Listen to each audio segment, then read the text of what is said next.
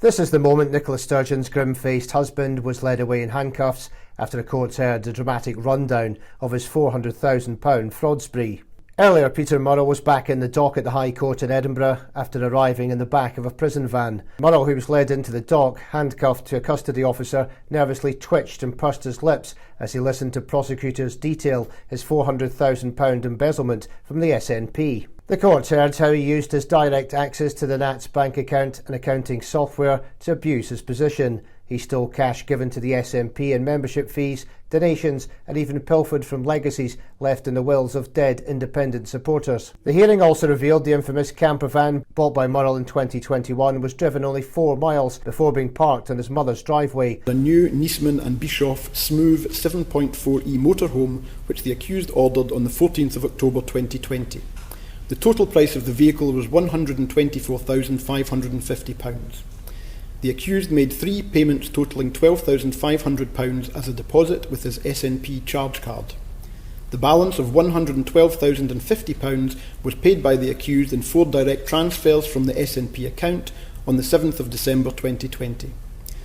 The motorhome was delivered to the accused at the Holbeath Industrial Estate on 22nd January 2021 and driven by him to his mother's home in Dunfermline, where it remained until it was seized by police officers on the 5th of April 2023. Mr Cameron told how Murrell created an entirely false invoice in the name of the motorhome dealer and made out that the SNP had instead bought a van. The customer address was changed from Murrell and Sturgeon's home address in Glasgow to SNP headquarters in Edinburgh, and the account name was changed from Murrell to SNP Murrell. He also doctored details about the Campervan, deleting the luxury add-ons he'd chosen, before passing to the SNP employee responsible for the accounts.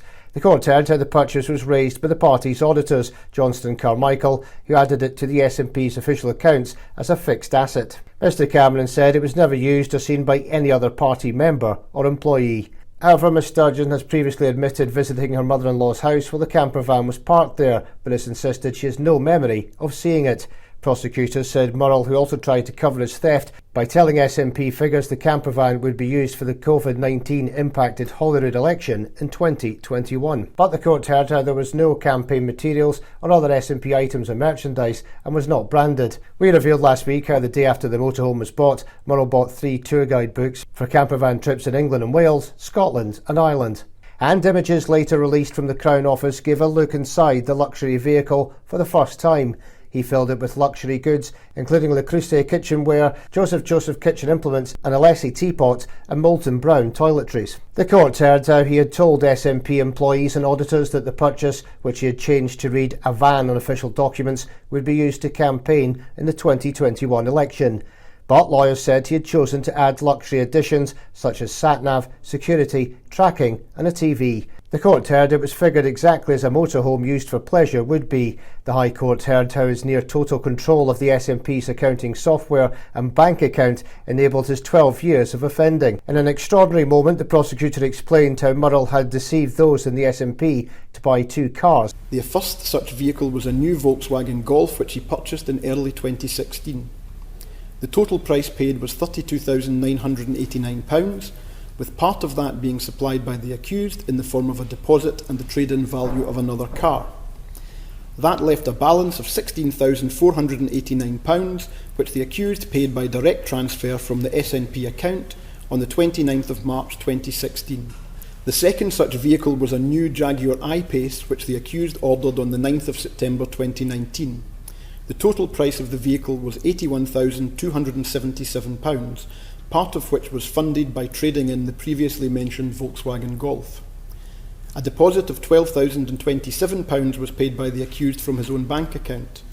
That sum was part of the total received by the accused from the SNP as a result of the fraudulent expenses claims previously described.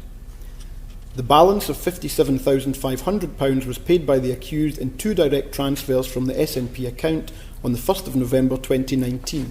These false claims included £12,042 for an Apple processor, which had never been bought by the party, and £2,478 for studio light fittings, but embezzled instead to pay for a lawn aerator, a garden edger and a modern doorbell. And at the Scottish Parliament today, First Minister John Swinney was once again questioned about the SNP's finances. I think what's obvious is that systems were circumvented. there was falsification of invoices. So that was deliberately to disguise. There was falsification of invoices, there was miscoding of items that were set out. These are all steps to deceive. So it's not about having too much power, it's about abusing the systems that were in place. Surely there is a strong case for an independent investigation, probably a parliamentary one. I don't think there's a case for that, because we have actually had a thorough and comprehensive police investigation that's lasted for many years and has resulted in a trial process being scheduled, which of course has been concluded at an earlier stage because of the guilty plea that has been offered, and obviously that's because of the compelling nature of the evidence that the police have put forward. And so the legal processes have taken their course. And while the debate over a public inquiry rages on, Murrell was handcuffed and led back to the cells from court and will be sentenced later this month.